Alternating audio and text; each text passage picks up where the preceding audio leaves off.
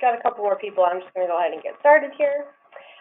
So I'm going to talk about today the USDA's Rural Energy for America program, also known as REAP, and the MDAR Agricultural Energy Grant, which is a state program here in Massachusetts. And I just want to let you know I've peppered this PowerPoint with pictures of farms I've worked with in the past who received one or both of these grants.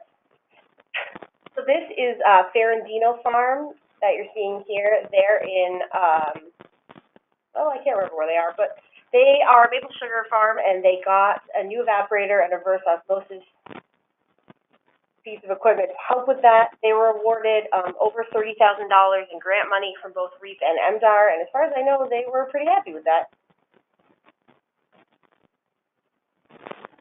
Okay, there we go. So these are the grant agencies that we're dealing with. USDA Rural Development, that is a federal grant agency, which means that the money comes from the federal government. And the Massachusetts Department of Agriculture, which, as you can guess by the name, is a state grant agency.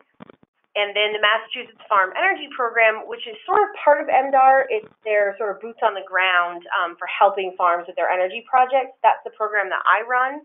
And if you ever need help with that, you can just contact me. All my contact info is at the end of this presentation, so we'll get to that.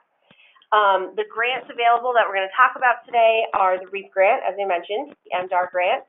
And I did just want to put in a plug for the Mass Farm Energy Program. We do have some money, not a ton, but a little, for helping farms install energy projects, either energy efficiency or renewable energy, and we can help you fund your audits. So a lot of these grants or a lot of projects will require that you have an audit or some kind of assessment to quantify the energy savings, and the Mass Farm Energy Program helps cover the cost of that. So first we're going to talk about REAP. This is a ground-mounted solar array at Honey Pot Farm in Hatfield. They received a $16,000 grant from MDAR and over $11,000 from REAP to help them install that, and it just went up recently, and as far as I know, it's functioning and saving a lot of energy for the farm. So REAP grant, the first thing everyone wants to know is how much money can I get? So REAP covers up to 25% of eligible project costs. Eligible project costs vary somewhat by project, but there are certain things that I know are ineligible, like if you're going to put solar on a roof and you're also going to redo your roof, that doesn't count as an eligible cost. It's not part of the solar project, it's just something you're doing at the same time. That's when that comes up a lot. If you're not sure what costs are eligible or not eligible, just ask, and I'll either figure it out or I can ask the nice people at USDA. They're very helpful, and they help me a lot with specific questions that come up with farms. You can also see here there are minimum and maximum grant requests. I don't run into that a whole lot. Most projects fall somewhere in between those two amounts. I do want to mention here there are two rounds for REAP. So there's one that happens in the spring. That's the one we're in right now. That's the unrestricted round. So your project can be any size up to these maximums.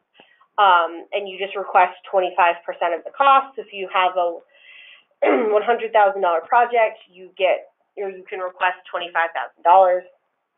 The fall round is a special set-aside round designed for smaller projects. So the maximum that could be requested during that is a $20,000 grant, meaning that the maximum target project cost is $80,000. Another thing that comes up frequently is people want to apply in the fall, but their project costs more than $80,000. You can still do that, but you cannot ask for more than $20,000. So if you have a large project, it behooves you to apply in the spring because you can get more of a chunk of your costs covered. Oh, I do have a slide. Okay, so here are the eligible costs. You can see this is just an example. This doesn't cover every single thing that's eligible or ineligible. Some of the ineligible things are farm equipment, or if you're going to upgrade like a refrigeration or a maple syrup equipment, you can't get used. It has to be new equipment. And you guys can read it. There's a whole list of things that are eligible and ineligible. Some of the things I want to point out that are eligible, if you only have 1 meter for your residence and business, putting in a second meter is an eligible cost. Anything that is going to come from your contractor, like if they have fees and stuff, that's all covered. And I'll make sure I send this slide out so you guys have a list. And the other thing that comes up a lot is what technologies are eligible. Just about anything that's going to increase energy efficiency on your farm or that's going to provide renewable energy is eligible for a REAP grant, provided that it's commercially available. So if there's something that's like experimental or currently being researched, that's not eligible, but I have yet to run into that in the years I've been doing this. Most people go with something that's already happening. I've circled solar here because solar is hands down the most popular thing that I help farms with. There is a huge demand for solar. And solar thermal just means solar hot water. Solar PV is solar electric. There are not as many solar hot water projects happening on farms, but it's absolutely a technology that I'm going to talk about a little bit more later. And solar PV is by far the most popular. But I have done REAP applications, as I've shown, for maple syrup equipment, and you can do it for any energy efficiency project, lighting, ventilation, refrigeration, everything that's listed up here.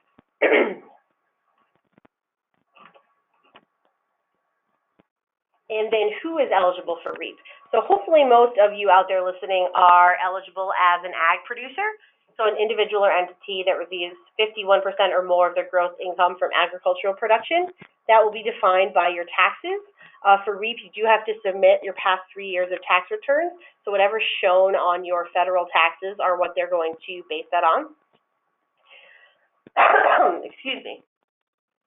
And on the other hand, if you're not a farm, you can still qualify as long as you are a for-profit small business, so not a nonprofit, and you're in a rural area.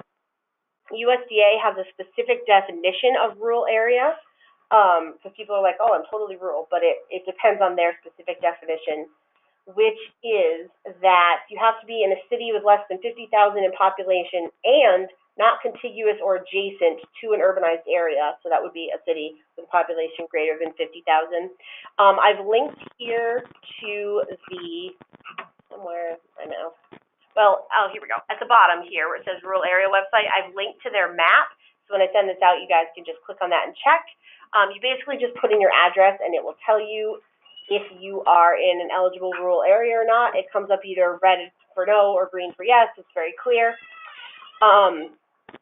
And so you can qualify as either an ag producer or rural small business. There's absolutely no difference. It's just a way into the program. So there's not really a benefit to being one or the other. It's just whatever works the best for you. So if you are an ag producer but you don't get 51% or more, you can still qualify as a rural small business. There